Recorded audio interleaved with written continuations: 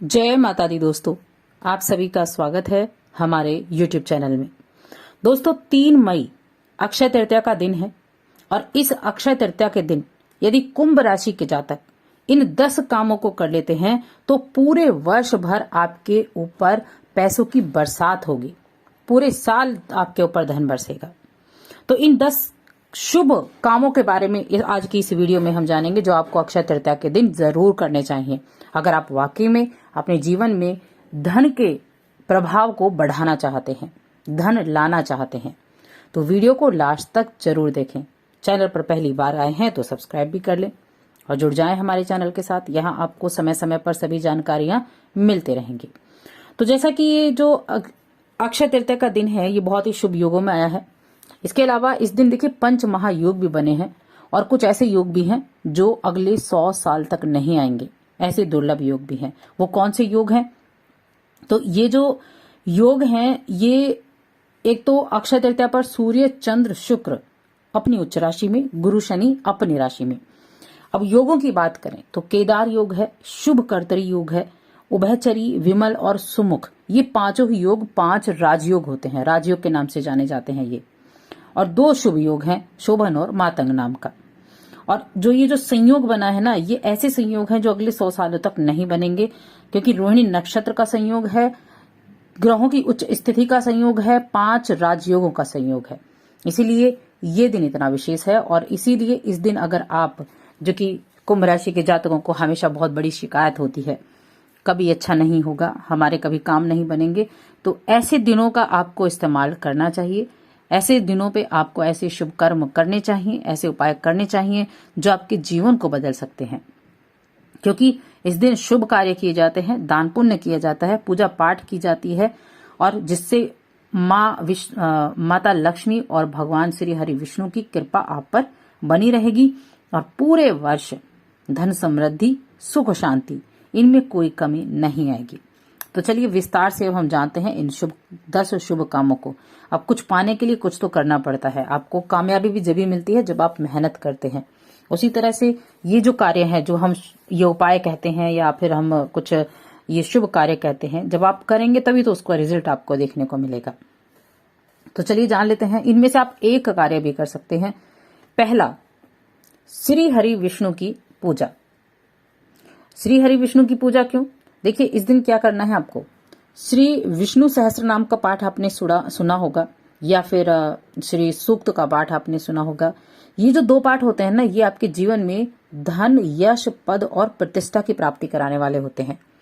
बस दिन आपको ये होना है कि दिन आपने कौन सा चुना है इसको करने के लिए। अगर ऐसा दिन आप चुनते हैं जैसा कि अक्षय तृतीया का दिन है तो 100% उसका लाभ आपको मिलता है। तो क्या करेंगे? या तो आप श्री सूक्त का पाठ करें या विष्णु सहस्त्र नाम का पाठ करें। इससे आपके जीवन में यश मिलेगा, धन मिलेगा, पद मिलेगा, प्रतिष्ठा मिलेगी। और भगवान विष्णु के साथ मां लक्ष्मी की आराधना भी करें।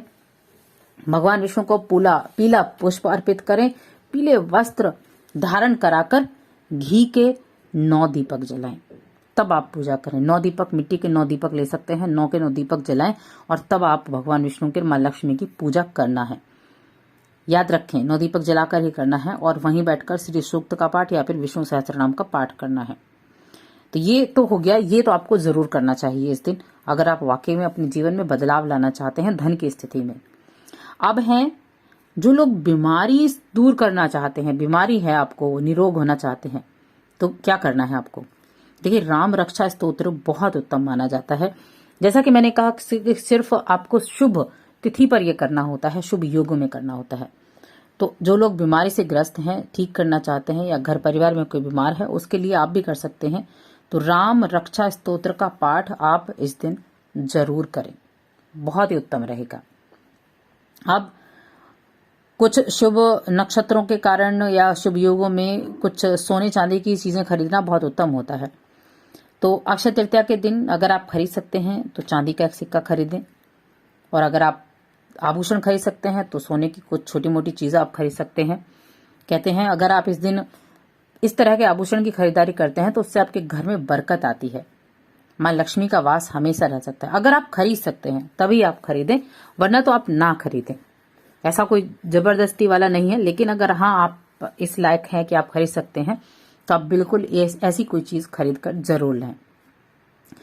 चौथा, गृह प्रवेश या गृह निर्माण कराना। इस दिन शुभ मुहूर्त में आप गृह प्रवेश कर सकते हैं। अगर आप गृह प्रवेश के लिए समय ढूंढ रहे थे या अगर आप किसी चीज का निर्माण कराना चाहते थे तो वो निर्माण भी आप करा सकते हैं। फिर आप घर का है, ऑफिस का है, दुकान का है, फैक्ट्री का है, किसी भी चीज का निर्माण इस दिन करें, बहुत शुभ रिजल्ट मिलेंगे उसके आपको। और जो अविवाहित लोग हैं ना, उनके तो विवाह के लिए बहुत ही अत्यंत शुभ मुहूर्त रहता ही है, अगर शुभ मुहूर्त की ही बात करें तो। पांचवा है, इस दिन आप अपने किसी नए कार्य की शुरुआत कर सकते हैं। दुकान की शुरुआत, व्यापार की शुरुआत या कोई प्रतिष्ठान शुभारंभ कर सकते हैं। कोई भी नया काम आप शुरू करना चाहते हैं तो इस दिन श्री गणेश कीजिए, इस दिन उसकी शुरुआत कीजिए। सिर्फ शुरुआत आप कर दीजिए इस दिन कि हाँ मैंने आज इस दिन की शुरुआत की है। एक ईंट ही रखनी है, एक ईंट आप रख दीजिए। अक्षय तृतीया का जो ग्रहों का जो प्रभाव है ना और इस दिन का जो प्रभाव है वो आपके लिए बहुत मायने रखेगा। छठा है कि इस दिन तीर्थ स्नान किया जाता है और पितृ का तर्पण भी किया जाता है। तीर्थ स्नान करना यानी पवित्र नदियों में स्नान करना बहुत शुभ होता है, आपके ऊपर से हर नकारात्मकता को दूर करता है। सातवां, रामचरितमानस।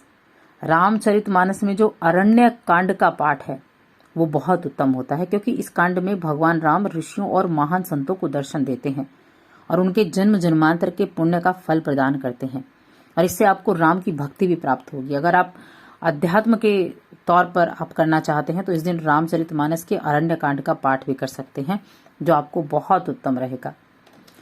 अब है विद्यार्थियों के लिए विद्यारंभ, यानी आपने नया एडमिशन लिया है, आप कुछ नई पढ़ाई करना चाहते हैं, कोई नया कार्य करना चाहते हैं, कोई नई विद्या सीखना चाहते हैं, आप कुछ नया कोर्स करना चाहते हैं तो इस दिन शुरुआत करें, बहुत अच्छा रहेगा। कहीं एडमिशन लेना है किसी इंस्टीट्यूट वगैरह में तो इस दिन जरूर लें। किसी लेखन की शुरुआत करनी है तो इस दिन लिखें। अगर आप लेखक हैं, आप कोई नॉवेल लिखते हैं, कविता लिखते हैं, इस दिन लिखें, वो आपको बहुत उत्तम रिजल्ट देगी, वो आपको प्रसिद्ध कर सकती है। या फिर विद्या का आरंभ करते हैं, किसी भी नई बुक की शुरुआत करते हैं, कोई आप चैप्टर भी हम कह सकते हैं, शिक्षा के लिए भी हम कह सकते हैं, तो इस दिन किया गया कार्य आपके लिए, इस दिन की गई पढ़ाई आपके लिए बहुत महत्वपूर्ण होगी।